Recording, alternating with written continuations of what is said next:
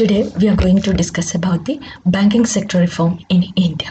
The banking sector reform in India were introduced as part of the economic reform measures introduced or as part of the liberalization globalization reform measures introduced in India. The banking sector reform in India was started as a follow-up measure of the economic liberalization and financial sector reform in the country. That was the background of the banking sector reform in India.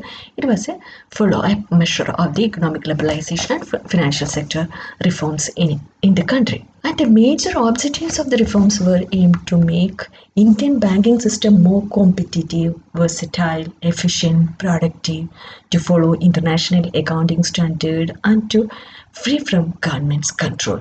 These were the objectives of the banking sector reforms in India, that is, make more competitive, versatile, efficient, productive, and to follow international accounting standard and free it from the government control. The reform measures in banking sector also started in 1990, like other sectors.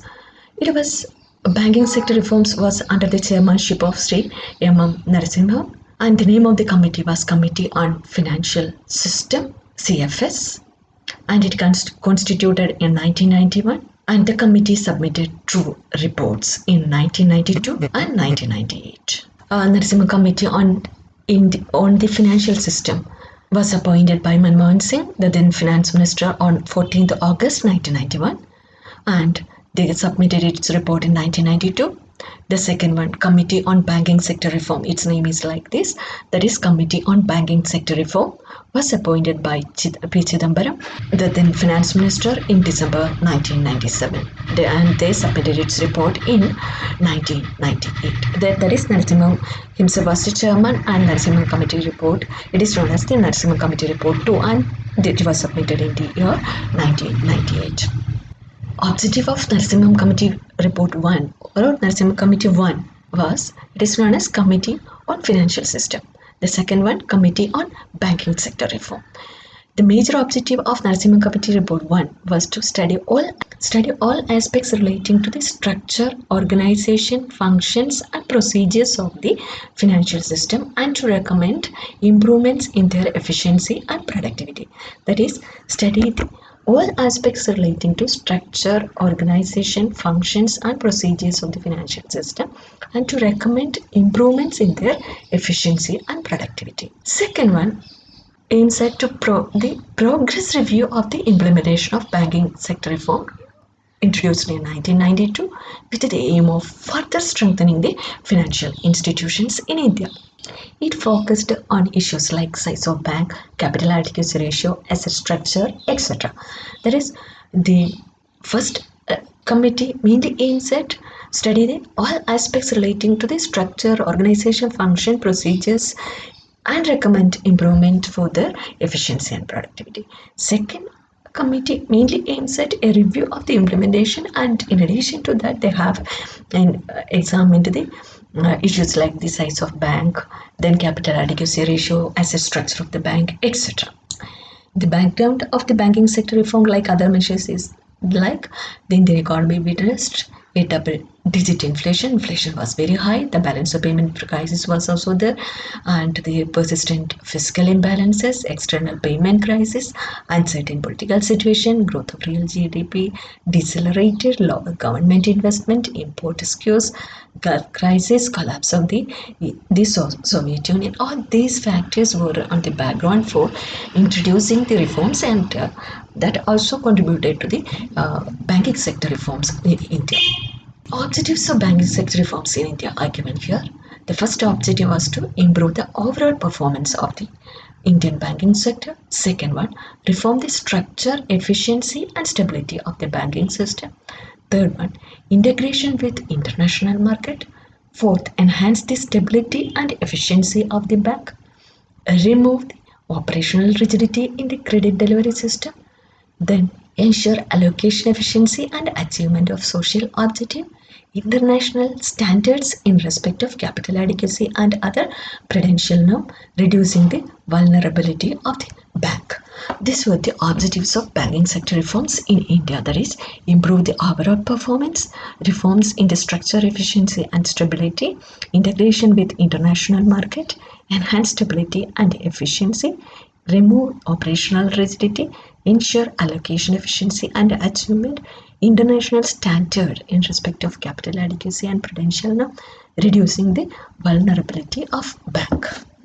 These were the objectives of banking sector reforms in India. Here, in following section, the details about the different phases of, that is, two phases of the banking sector reforms in India are given. First one, the first phase of the reform, that is the Narasimhan Committee 1. The government of India appointed the Committee on Financial System. The chairman of the committee was M. Narasimha. It was a committee of 9 members. The committee gave its recommendation on November 1991. The aim of the committee was to recommend measures to restore the financial health of the commercial banks and make them function efficiently and profitability. That the major objective was to restore the financial health of the commercial bank and make them function efficiently and profitably. And the major objective of the first phase of reform was make a recommendation for improving and modernizing the organizational system and procedure as well as managerial policies, make a recommendation for infusing greater competitive viability into the system, examine the cost, composition and adequacy of capital structure of various financial institutions, review the relative role of different types of financial institutions in the financial system, and to make recommendations for their balanced growth. These were the various objectives of the banking sector reform 1. Or the first phase 1 reform, that is, make recommendation on improving and modernization and organization system, competitive viability. Second one, examine the cost, composition and adequacy of the capital structure. Third one, review the relative role of different types of financial institution in the financial system. And the major recommendation of the first Narasimhan Committee report 1991, which is suspended in November 1991, is given here. The major recommendations include establishment of 4-tier hierarchy for the banking structure with the 3 to large bank, including SBI at the top and at the bottom rural banks engaged in agricultural activity. There is a 4-tier hierarchy in the banking system. Second one, a phased reduction in SLR. Third one, a phased the 8% of achievement of 8% of capital adequacy ratio. This one of the important measure used for measuring the financial health of the banks. That is, it is a ratio of the good capital to the risk capital. It in a phased manner it must be enhanced to 8%. Abolition of branch licensing policy, proper classification of assets, deregulation of interest rate. That is, deregulation means they remove the control on the interest rate. Delegation of direct lending activity of IDBI to a separate corporate body. Competition among financial institutions. Setting up asset reconstruction fund, etc. were some of the recommendations of the first Narasimhan Committee report. Mainly, it aims at a restructuring of banking system in the country and thereby enhance the efficiency. And on the recommendation of the Narasimhan Committee, the following measures were undertaken by the government since 1991. And the measures undertaken by the governments are given follows. First one of the important recommendation was lowering of the SLR and CRR. And the government accordingly, the high SLR and CRR reduced the profits of the bank. The SLR has been reduced from 38.5 in 1991 to 25% in 1997. This has left more fund with the bank for the allocation of agriculture industry. And the cash reserve ratio is the cash ratio of the bank to the total deposit maintained with the RBI. CRR has been brought down from 15% in 1991 to 4.1 in 2000. That is a reduction in the CL. Prudential norms were introduced. And another important recommendation that was implemented by the government of India was prudential norms were implemented. That is, prudential norms have been started by RBI in order to impart professionalism in commercial banks.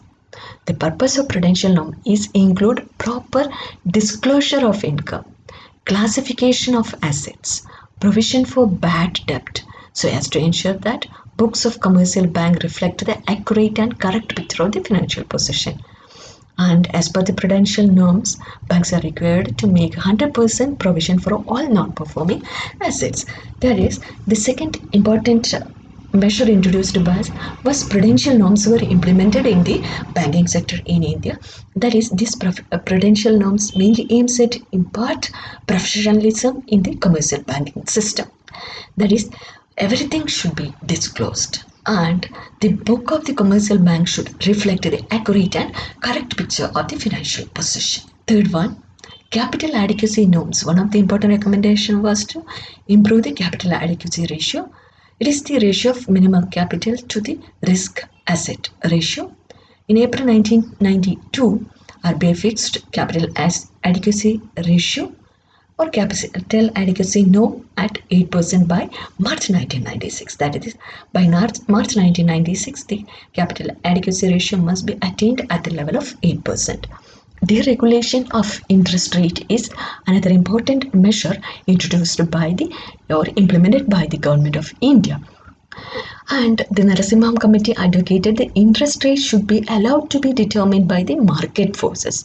That is, the government control should be avoided and it must be determined by the market forces, or the demand and supply of the loan must determine the interest rate. Since 1992, interest rate have become much simpler and freer. Scheduled commercial banks have now the freedom to set the interest rate on their deposit subject to the minimum floor rate and maximum ceiling rate. The interest rate on domestic term deposit has been decontrolled. The prime lending rate of SBI and other banks on general advances of over rupees 2 lakh has been reduced. The rate of interest on bank loan above rupees 2 lakh have been fully decontrolled.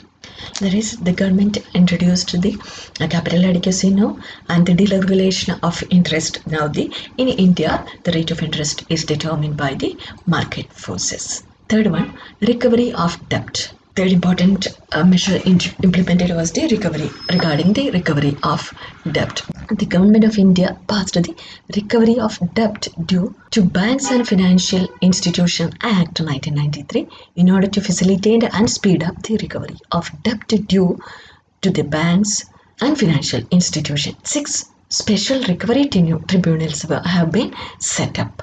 An appellate tribunal also was set up in Mumbai. This was that is, recovery debt tribunals were established in order to solve the problems of due amount. Then another one, competition from new private sector also emerged. Banking is now open to the private sector. Also, new private sector banks have already started functioning. Then another important measure implemented was access to capital market. And in order to make it possible, the Companies Acquisition and Transfer of Undertaking Act was amended to enable the banks to raise capital through public issue. This is subject to the provision that the holding of central bank would not fall below 51% of fed-up capital. SBI has already raised the substantial amount of fund through the equity, and that is, now the commercial banks can raise funds through the public issue. Then another important measure introduced by is freedom of operation. That is, scheduled banks were given freedom to open new branches, upgrade extension counters after attaining capital adequacy ratio and prudential accounting norms. Then another implementation was introduction of local area bank. In 1996, RBI issued guidelines for the setting up of local area bank, and it gives it approval for setting up of 7 local area bank in the private sector. It is for mobilizing the rural saving. Then next one, supervision of commercial banks. RBI has set up a board of financial supervision with an advisory council to strengthen the supervision of banks and financial institutions. That is, a supervisory board was introduced. In 1993, RBI established a new department known as Department of Supervision as an independent unit for supervision of commercial bank. That is in accordance with the recommendation for enhancing the efficiency of banking system as per the Narasimha Committee Report 1. These measures were introduced by the Government of India, that is, the Government of India lowered CRR SLR rate, prudential norms were introduced, capital adequacy norms were introduced, interest rate were left to the market forces, then recovery debt tribunals were introduced, new private sector banks were established, access to capital, and that is raising of funds from the public issue was allowed, then freedom of operation was permitted, local area banks were set up, and in order to supervise the commercial banking system, a board of financial supervision was introduced. Now let us see the measures introduced in the second phase of Narasimha Committee report. In 1998, Government of India set up the Committee on Banking Sector Reforms in India under the chairmanship of M. Narasimha in order to review the progress of banking sector reform up to the date. And this also aims at strengthening the financial system and make it internationally competitive. And the major recommendations and their implementations are given in the following section. First one, autonomy in banking. And the committee recommended greater autonomy for the public sector bank in order to function properly with professionalism. And the committee recommended the recruitment procedure, training and remuneration policies of the public sector bank have to be brought in line with the best market practice of professional banking system. The committee recommended a review of the functions of banks board. The second Narasimha committee recommended the autonomy of in banking sector. And in order to meet the criteria, the government implemented the following measures. Autonomous status was identified by March 1999, and 17 banks were considered eligible for autonomy. Some recommendations like reduction government equity to 33%, issue of greater professionalism and independence to the board of directors of public sector is still awaiting. This is regarding the autonomy of banking sector. Recommendation regarding the autonomy, that is, give more freedom to the public sector banks. Second one, reform in the role of RBI. The second recommendation was reform the role of the RBI in the work. The committee recommended that RBI withdraw from 91-day treasury bill market and that interbank call money and term money market be restricted to banks and primary dealers. And the second recommendation was that a segregation of the role of RBI as a regulator of bank and owner of a bank. That is, the role must be segregated as regulator and owner. And the committee observed that Reserve Bank as a regulator of monetary system should not be the owner of the bank in view of the possible conflict of interest. And it also highlighted that RBI's role of effective supervision was not adequate and want it to be diverse at halting in bank and financial institution. And in accordance with the recommendation, the RBI introduced liquidity adjustment facility operated through repo and reverse repo to set corridors for money market interest rate. In April 1999, an interim liquidity adjustment facility was introduced pending further upgradation in technology, then legal procedure, etc. The RBI decided to transfer its respective shareholding of public sector banks like State Bank of India, NHB, and NABARD to Government of India. In 2007-8, Government of India decided to acquire the entire stakes of RBI in SBI, NHB, NABARD. That is, here the ownership was transferred to the Government of India. Then third one was the first one, autonomy. Second one, the recommendation regarding the role of RBI. Third one, a stronger banking system. That is, the committee recommended for the merger of large Indian banks to make them strong enough for supporting international trade. And it recommended a three banking structure in India through establishment of 3 large banks with international presence. There is one layer, 8 to 10 national bank and a large number of regional and local bank. This was the 3 layer That is, 3 large bank at the top which has international presence, then 10 national level bank, then regional and local level banks. This proposal had been severely criticized by the RBI Employees Union, and the committee recommended the use of merger to build the size and strength of operation of each bank. However, it cautioned that large banks should merge only with banks of equivalent size and not with a weaker bank. And on the basis of this recommendation, there were a string of mergers of the banks in the late 90s and 2000 and encouraged strongly by the government of India. And third recommendation was regarding the non-performing assets. And the non-performing asset was one of the single largest problem faced by the banking sector in India. The main reason for the reduced profitability of commercial bank in India was the priority sector lending. Subsequently, the committee highlighted the need for zero non-performing assets for all Indian banks with an international presence. The committee recommended the creation of asset reconstruction fund or asset reconstruction companies to take over the bad debt of banks, allowing them to start on a clean slate. That is, they recommended the setting up of either asset reconstruction fund or asset reconstruction company to solve the problems of non-performing asset.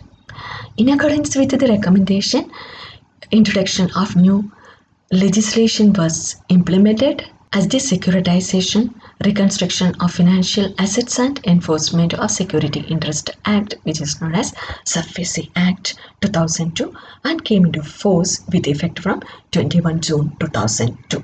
That is, SAFESI Act was introduced in the Indian banking system with effect from 2002. Then another important recommendation was with respect to the capital adequacy and tightening of provisioning norm.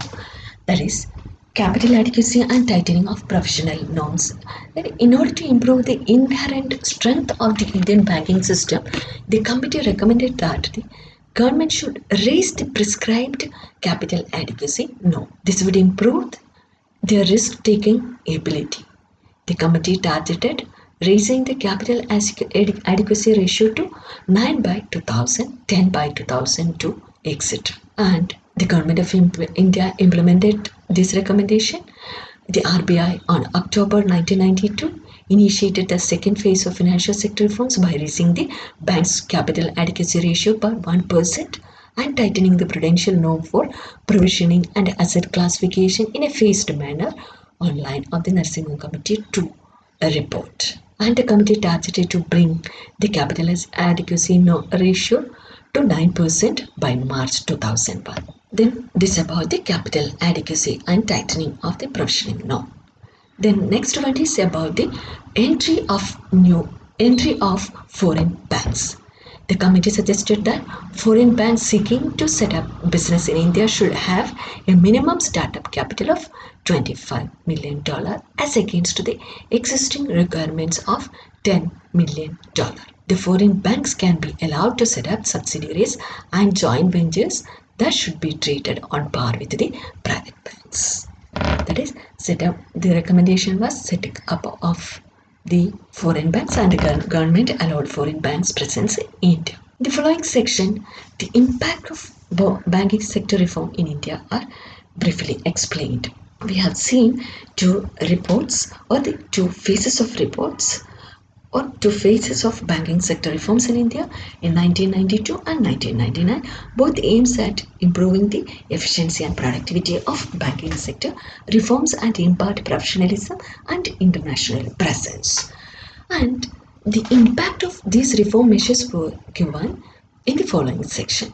And due to the implementation of these reform measures, the following changes were happened in the banking sector in India, and they can be categorized as follows. Competition enhanced, a role of market forces improved, prudential norms were introduced, institutional and legal measures were introduced, supervisory measures were introduced, technology related measures were introduced. This categorization is in accordance with the various recommendations and their implementations by the government of India. Then first one, competition. enhancing measures were introduced.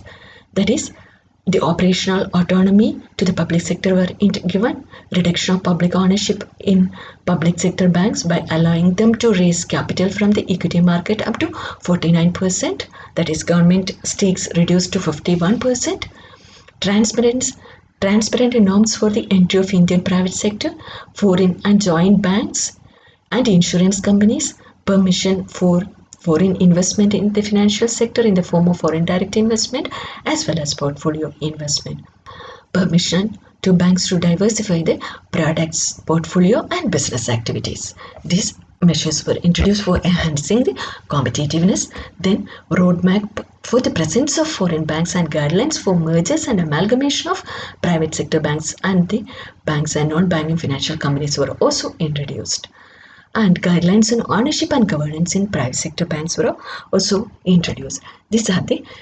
competition enhancing measures introduced as a result of banking sector reforms in India.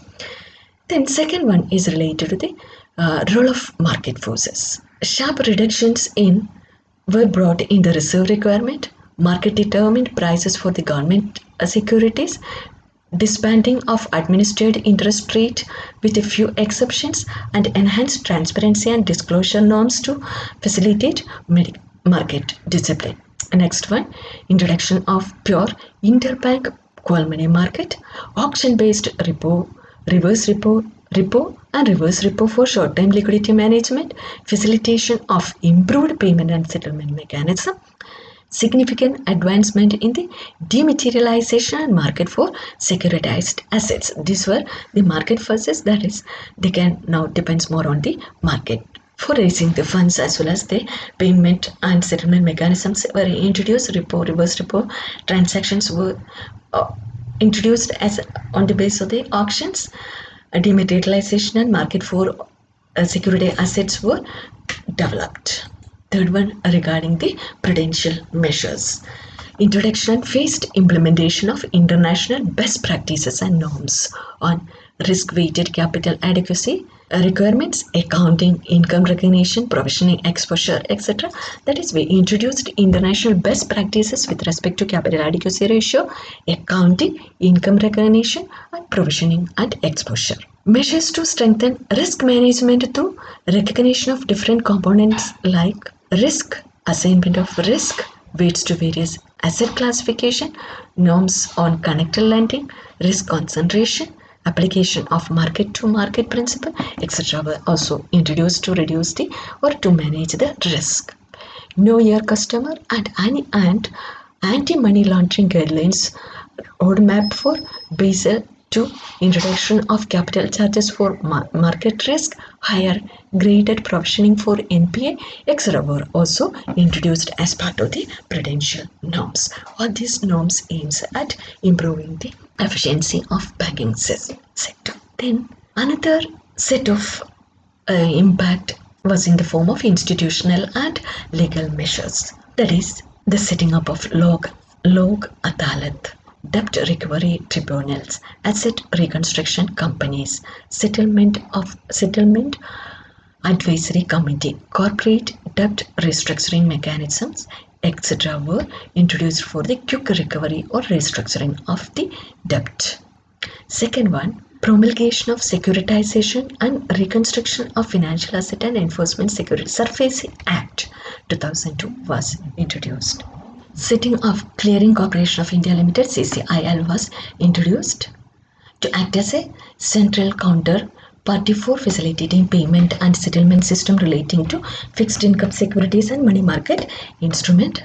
Then setting up of Credit Information Bureau of India Limited (CIBIL) was introduced. And these are some of the institutional and legal measures, that is log adalat, debt recovery tribunals, asset reconstruction companies, settlement advisory committee, corporate debt restructuring mechanism, etc. for debt recovery. SAFESI Act was introduced. CIBIL for information sharing on defaulters. Then in Indian banking system, as part of the bank or as a result of the banking sector reforms, include supervisory measures, a board for financial supervision, as the apex supervisory authority for commercial banks, financial institutions, and non-bank financial companies were introduced. Second one, Camel supervisory rating system was introduced. It is an international standard of rating. This camel represents capital adequacy, asset quality, management, earning, liquidity, and sensitivity. Third one, recasting of the role of statutory authors, increased internal control through strengthening of internal audit. Another one, strengthening corporate governance, enhanced due diligence on the important shareholders, fit and proper test for directors. These supervisory measures were introduced. And another set is related to the technology related measures. We know that so many technology related measures were introduced, setting up of Inflinet as a communication backbone for financial sector, introduction of negotiated dealing system NDS, screen-based trading in government securities, real-time gross settlement system, etc. That so many innovative measures were introduced as part of the banking sector reforms, different types of the payment settlement system were introduced. And we can summarize the impact of banking sector reforms in India as follows. All the measures, the banking sector reforms introduced in India created a favorable atmosphere for the increasing the efficiency and productivity of banking system in India. The competitive enhancement measures were introduced, role of market forces were introduced, prudential norms were introduced, and so many institutional and legal measures were introduced, supervisory measures were introduced, and technology related measures also were introduced. Reduction in CRR SLR, deregulation of interest rate, fixing the prudential norms, then introduction of CRR, operational autonomy, banking diversification, new generation bank, improved profitability, efficiency, etc. are some of the important measures introduced as a result of the banking sector reforms in India. Apart from this, a lot of other committees were also introduced from time to time for reforming the banking sector in India, like Verma Committee in 1990 for restructuring of commercial bank, Nachiket More Committee in 2013 for comprehensive financial services for small business and low income household, Deepak Mohanty Committee Data and Information System Management, Nayak Committee to review the governance board of banks. These committees were introduced from time to time for improving the efficiency and productivity of the commercial banking system in India. Therefore, in this sector, we mainly examined the major reform measures introduced in Indian banking sector. That is, the banking sector reforms were under the chairmanship of Narasimham, then recommended, or he made two recommendations in 92 and 1998, and he suggested some recommendations and government implemented some of the important recommendation reports or in accordance with the two reports, and it has introduced far-reaching changes in the banking sector of India.